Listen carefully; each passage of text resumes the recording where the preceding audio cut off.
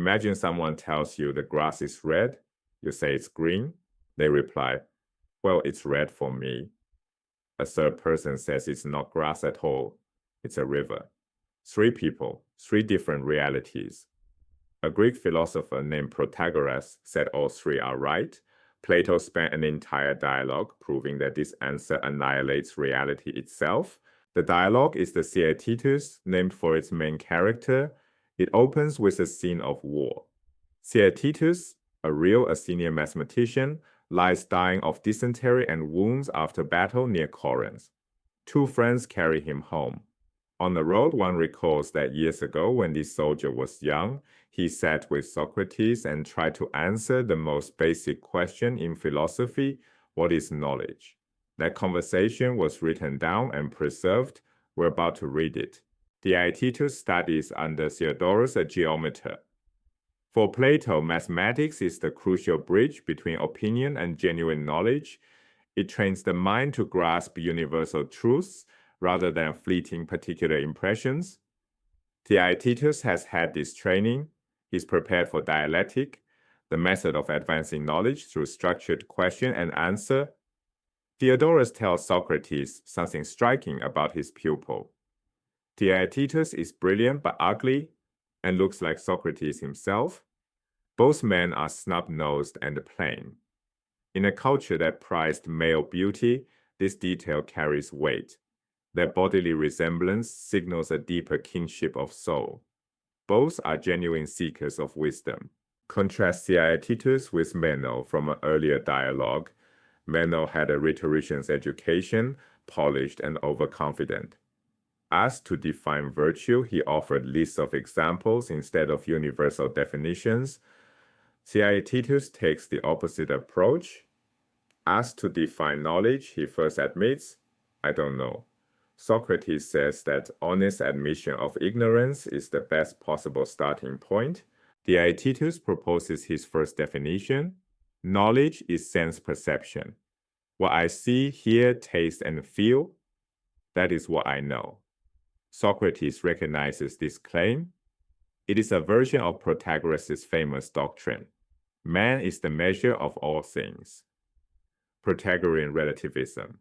The view that truth is relative to each individual perceiver. If knowledge is perception, then whatever appears true to you is true for you. No standard exists beyond individual experience. Socrates reveals the hidden engine beneath Protagoras, the physics of Heraclitus. Heraclitus taught that everything is in constant flux, continuous universal change where nothing remains stable.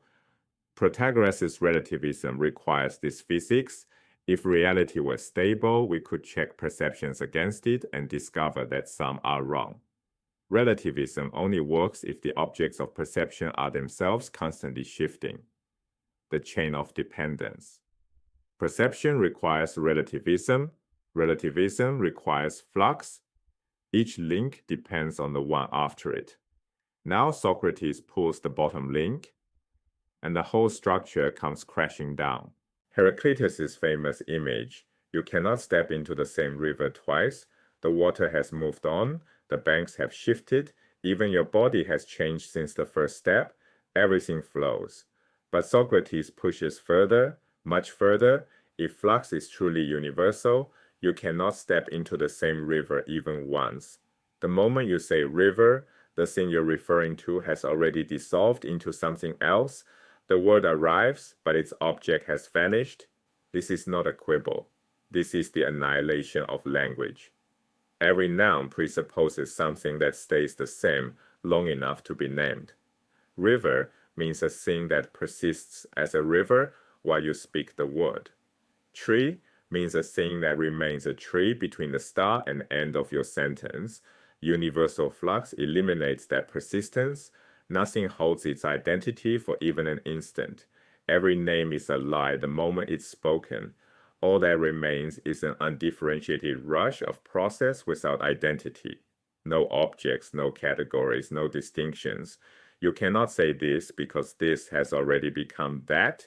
You cannot say is because nothing is. Everything merely becomes.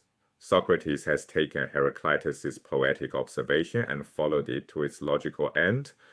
The result is not beautiful change. It is a world where thought itself becomes impossible because thought requires something stable to think about. Now bring the argument back to Protagoras. If every perception is equally valid, then the same object could simultaneously be a chariot to one observer, a podium to another, and a monument to a third. Each perceiver is right, says Protagoras. The object is all three at once. But if a single thing can be anything at all, the word chariot picks out nothing. Language works because names include this and exclude that. Chariot means this vehicle, not that podium.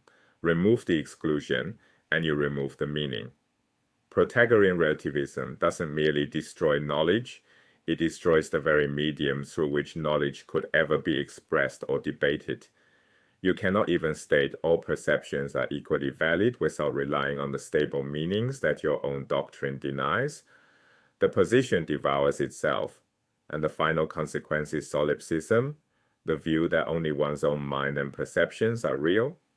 If only my perceptions are real for me and yours for you, I have no access to your world. You have none to mine. Each person is sealed inside a private reality. Communication, persuasion, teaching, all become impossible. The supposed tolerance of relativism turns out to be the loneliest position imaginable. It doesn't connect people. It walls them off from each other permanently. Socrates has not told us what knowledge is. The Theaetetus is what philosophers call aporetic, from the Greek aporia, meaning without passage. The dialogue ends in impasse with no final answer delivered, but this impasse is not failure. Socrates has closed off a dead end with permanent force.